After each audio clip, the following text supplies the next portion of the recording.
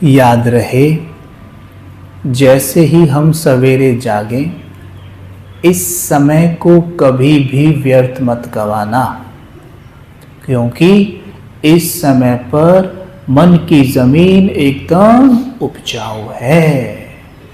उन स्वमानों का चुनाव कर लीजिए जैसा जीवन आप अपना बनाना चाहते हैं। जैसे YouTube पर रील्स आती है ना, रील्स नहीं देखते 1-1 मिनट की, है ना? ऐसे ही अपने जीवन की 1-1 मिनट की कुछ रील्स बना लीजिए।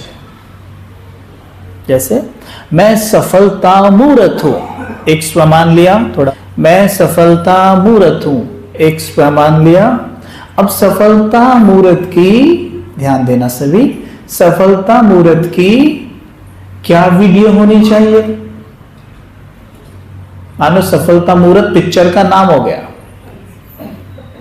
समझ में आ गया? सफलता मूर्त उस वीडियो का टाइटल है।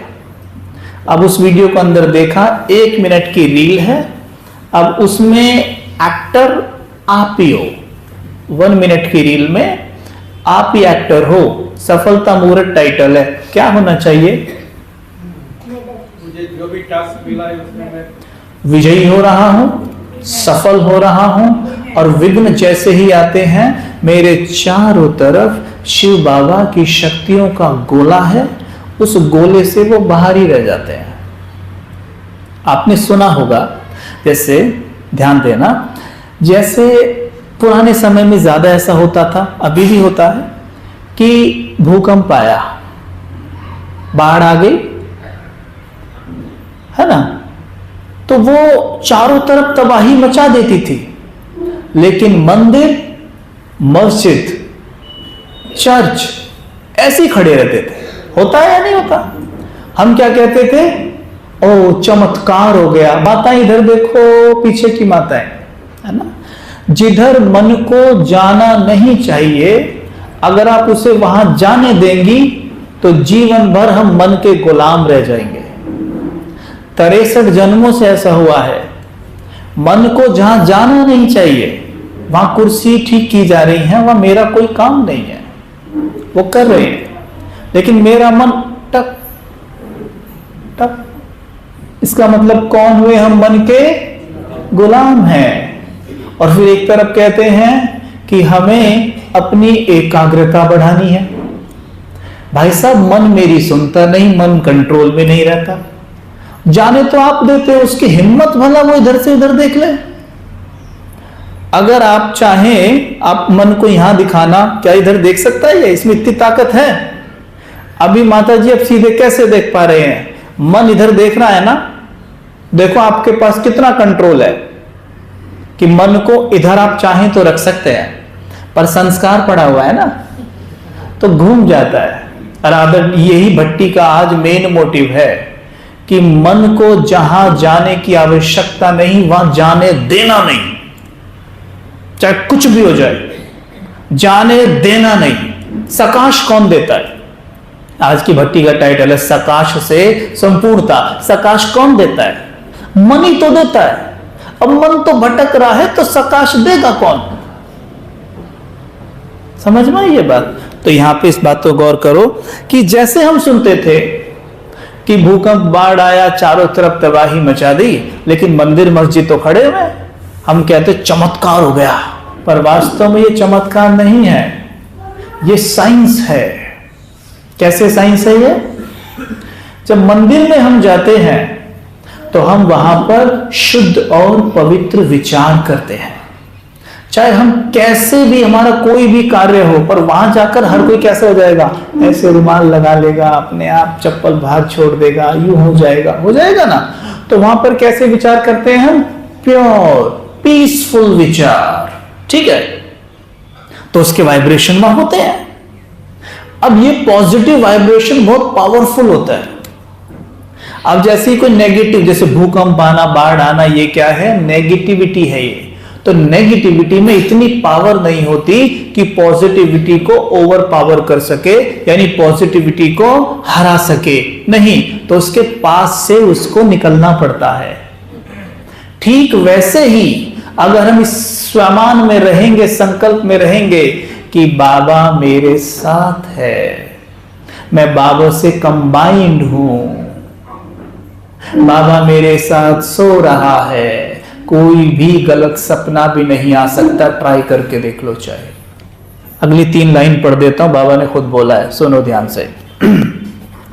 बाबा ने कहा परमात्म प्यार उठाता है, दिनचर्या की आदि परमात्म प्यार होता है, प्यार नहीं होता तो उठ नहीं सकते, राइट। प्यार ही आपके समय की घंटी है, प्यार की घंटी आपको उठाती है। सारे दिन में परमात्म साथ हर कार्य कराता है। कितना बड़ा भाग्य है जो स्वयं बाप अपना परमधाम छोड़कर आपको शिक्षा देने के लिए आते हैं। सोचिए आप, कितनी बड़ी बात है ना, आते हैं। ऐसे कभी सुना कि भगवान रोज अपने धाम को छोड़ पढ़ाने के लिए आते हैं? कभी सुना? नहीं। आत्माएं चाहे कितना भी दूर दूर से आए, परम धाम से दूर और कोई देश नहीं है। ठीक, कोई देश है? बाबा पूछ रहे हैं। अमेरिका, अफ्रीका दूर है? परम धाम ऊंचे ते ऊंचा धाम है। ऊंचे ते ऊंचे धाम से ऊंचे ते ऊंचे भगवान, ऊंचे ते ऊंचे बच्चों को पढ़ाने आते हैं। कैसे बच्चे हैं हम? ऊंचे ते ऊंचे, है ना। ऐसा भाग्य अपना अनुभव करते हो। सतगुरु के रूप में हर कार्य के लिए श्रीमत भी देते हैं और साथ भी देते हैं। सिर्फ मत नहीं देते, साथ भी देते हैं। क्या बोले बाबा? सिर्फ मत नहीं देते, साथ भी देते हैं। आप क्या गीत गाते हो? क्या गीत गाते हो? मेरे साथ साथ हो कि दूर हो? क्या गाते हो? साथ है ना? है। अच्छा, अगर सुनते हो तो परमात्म टीचर से, अगर खाते हो तो बाप दादा के साथ खाते हो। क्या बोले? कौन कौन खाता है बाबा के साथ? सारे खाते हैं ना? देखो कुछ हाथ उठते नहीं है, चुपचाप खाते हैं ना। ये बाबा खुद खाद्य नहीं खिलाते अपने साथ, उस पर भी बात करेंगे थोड़ा आगे। अच्छा, बाबा कहते हैं अकेले खाते हो तो आपकी गलती है। आप अकेले खाते हो तो आपकी गलती है। बाप तो कहते हैं मेरे साथ खाओ। अभी सुनो, आप बच्चों का भी वायदा है, साथ रहेंगे, साथ खाएंगे, साथ पिएंगे, साथ सोएंगे और साथ चलेंगे। वादा है? क्या वायदा है? बोलो।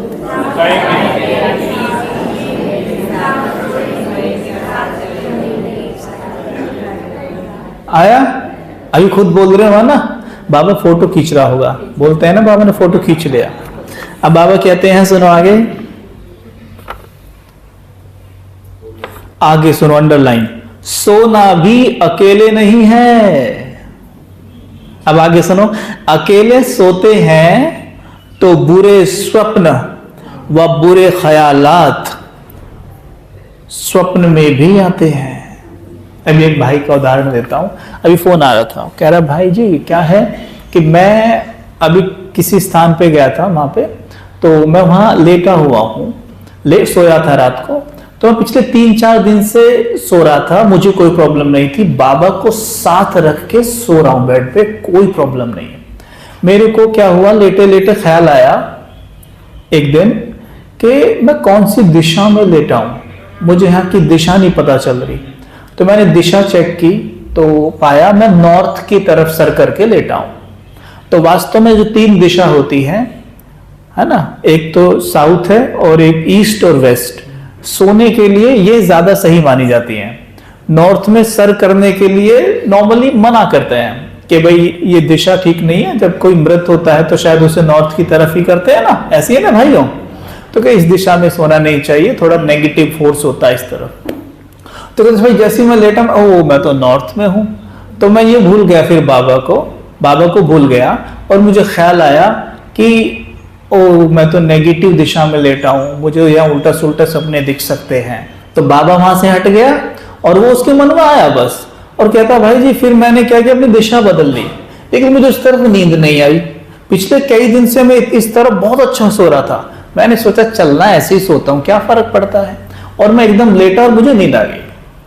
कहता है कुछ जो सपने आए ना उस दिन, डरावने, भूतों के, मैं मर गया, उल्टे सुल्टे सपने आ रहे हैं उस दिन।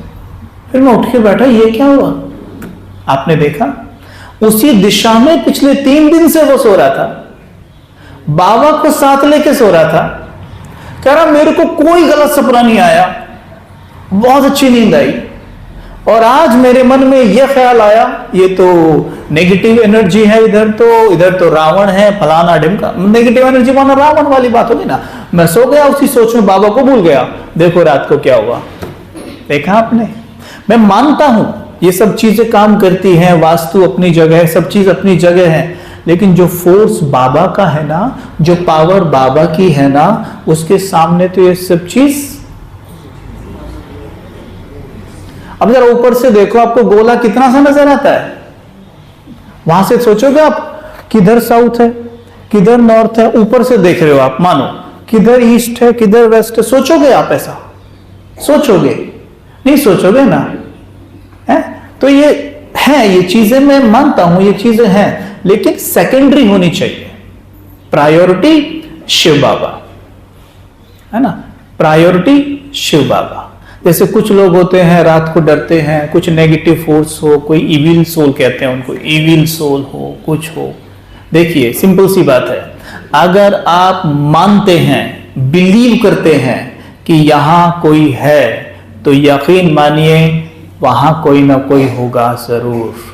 मतलब आप अपने मन की शक्ति उसे दे देते हैं, लेकिन अगर आप इसे मानने से बिल्कुल मना कर देते, नहीं स्वीकार करते, आप देख लीजिए जो व्यक्ति ऐसी चीजों को मानता नहीं है ना, उस पर कभी भी सोल का अटैक हो नहीं सकता, ये सत्य है। कभी नहीं हो सकता। जो कह देता है ना, अरे ये कुछ भी नहीं है, बकवास है, बेकार है ये चीज, मैं ये नहीं कहता नहीं है, आत्माएं भटक रही हैं, पर अगर उसने मानने से मना कर दिया, स्वीकार नहीं किया, तो अपने मन की पावर किसी को नहीं दी, उसने यहां रखी, और यहां इतनी पावर है। फिर वही बात है, यहां पावर है, चारों तरफ ऑरा बन गया, वो मंदिर वाला हाल हो गया, मंदिर के चारों तरफ पावरफुल एनर्जी है, तो भूकंप बाढ़ की एनर्जी भी काट के निकलेगी। ऐसी हर नेगेटिव एनर्जी को बाजू से निकलना पड़ेगा, कोई भी आपके ऊपर हावी नहीं हो सकती है।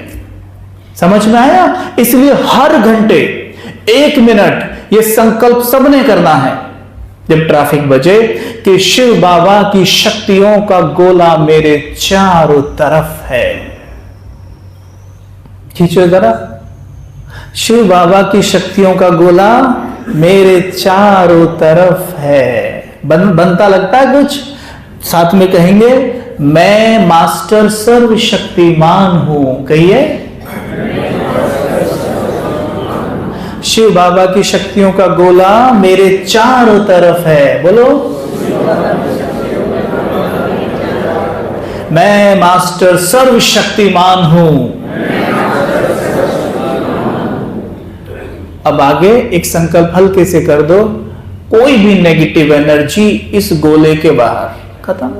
आपको खुद अनुभव होगा, खुद अनुभव होगा। आप ये एक्सपेरिमेंट किसी भी चीज पे करके देख लो। रात को सोने जा रहे हो, अपने बेड के चारों तरफ गोला बना दो। आप इंटरव्यू देने जा रहे हैं, अपने चारों तरफ गोला बनाओ, मैं मास्टर सर्वशक्तिमान हूं, सफलता मूर्त हूं। देखिए क्या परिणाम निकलते हैं। समझे? होगा क्या? जैसे आप गोला बनाएंगे, आपका मन बहुत पावरफुल है, और साथ में कह दीजिए, सपोज आप किसी से मिलने जा रहे हैं, मीटिंग करने, बिजनेस के सिलसिले में जा रहे हैं, आप चाहते हैं कि आपको वहां सफलता मिले, या किसी को आप ज्ञान सुनाने जा रहे हैं, कुछ भी करने जा रहे हैं, संकल्प किया करो इस तरीके से, मेरे चारों तरफ शिव बाबा की शक्तियों का गोला है। माताएं कई बार कहती हैं, बहनें कई बार कहती हैं कि बांधे ली हूं, घर में सहयोग नहीं मिलता है, सम्मान नहीं करते लोग मेरा, सच्चाई तो ये कि हम अपना सम्मान खुद नहीं कर पाते हैं। अपने मन का सम्मान खुद करिए, सब आपका सम्मान करेंगे। नहीं तो अगर आपने अपने मन का मुख बाहर की तरफ कर दिया ना कि ये तुझे सम्मान देगा, ये तुझे सम्मान देगा, ये तुझे सम्मान देगा तो तू ठीक कर रही है, और ये नहीं देगा तो तू गलत कर रही है, तो फिर जो कार्य हम कर रहे होते हैं ना, उस कार्य से भी हमें नफरत आने लगती है जब बाहर से हमें सम्मान नहीं मिलता। उदाहरण के तौर पर मेरे माइंड की प्रोग्रामिंग ये है कि जब हम प्रोग्राम करा रहे हों तो कोई भी अपनी जगह से उठ के ना जाए, कोई भी ना हिले। चलो ठीक है, ऐसा हम सोच सकते हैं, लेकिन इसके आगे अगर कोई उठ के चला गया तो इसे हम अपनी बेइज्जती मानते हैं, इंसल्ट मानते हैं। तो क्या मैं सही सोचा? बोलो आप। देखो सबने बोला ना, किसी को भी मेरी फिक्र नहीं है। सबने एकदम बोला नहीं नहीं नहीं, है ना? और सही बोला आपने। अगर मैं ऐसा सोचता हूं कोई भी उठ के यहां से गया ये मेरी बेइज्जती है, तो मैं गलत हूं। क्योंकि अगर मानो ये बहन यहां बैठी हैं, अब यहां से उठ के चल दें ये, तो क्या ये इस मोटिव से उठी थी कि मैं ना अब कबीर भाई की बेइज्जती करूंगी? अब पता चलेगा इनको। ऐसा सोच के उठी है ये? नहीं। क्यों उठी है? इनको कुछ काम याद आ गया है, महत्वपूर्ण बात है, कोई काम है। या हो सकता है इनकी पीठ में दर्द हो सकता है दूसरी कोई चीज हो, फ्रेश होने जाना हो, कुछ भी हो सकता है। और मैंने तो सिर्फ एक ही चीज सोची, क्या कि इस आत्मा ने, इस बहन ने मेरी बेइज्जती कर दी। देखो उठ के चली गई, और इसके कारण अब क्या हुआ कि मैं जो काम कर रहा हूं, अब मुझे उस काम से भी ना धीरे धीरे नफरत सी आ रही है। अब मुझे लगता है कि लोग इस काम को पसंद नहीं करते ज्यादा। समझ गए? ये होता है। और फिर ठक ठक ठक ठक कितनी सारी बातें मन में चलती हैं। तो फुल स्टॉप लगाने का, एक ही फुल स्टॉप सिर्फ एक थॉट से लग जाएगा कि वो आत्मा अपना रोल बजा रही है, वो मुझे बेइज्जत करने के लिए नहीं उठी है। Spirituality is what? आध्यात्मिकता में क्या सिखाती है कि जो चीज जैसी है उसको वैसी देखने और समझने की कला सीख लेना, यही आध्यात्मिकता है। तो बिंदी तो अपने आप लग जाएगी ना जब हम ये कहेंगे अपने मन को, हे मेरे मन, क्या तू जानता है वो पानी पीने गई है? क्या तू जानता है उसे महत्वपूर्ण काम याद आ गया है, इसलिए गई है, वो तुझे बेइज्जत करने के लिए नहीं गई है। हे मेरे मन, तुम तो स्वमानधारी हो, तुम तो मास्टर सर्वशक्तिमान हो, तुम्हें किसी से सम्मान की क्या दरकार है? तुम्हें तो स्वयं भगवान सम्मान दे रहा है। लगा बिंदी? नहीं लगा? तुरंत लग रहा है बिंदी? नहीं लग रहा है? अभी भी रो रहा है क्या? रो रहा है क्या? अभी भी रो रहा है? ये लाइफ है। वैसे ही हमारे साथ होता है घर में भी, है ना? तो वो जो कुछ भी कर रहे हैं ना, उसके पीछे रीजन है जो घर में कर रहे हैं वो। लेकिन हमने क्या करना है, उसके कारण अपने काम से नफरत करनी शुरू नहीं कर देनी है। अपने से नहीं नफरत करनी शुरू कर देनी है, अपने को नहीं गिरा लेना है कि भाई जी कोई सपोर्ट नहीं करता, कोई सहयोग नहीं देता, मुरली भी सब कहते हैं ये क्या पढ़ती रहती है तू, मैं क्या करूं, है ना? अब क्या करना है?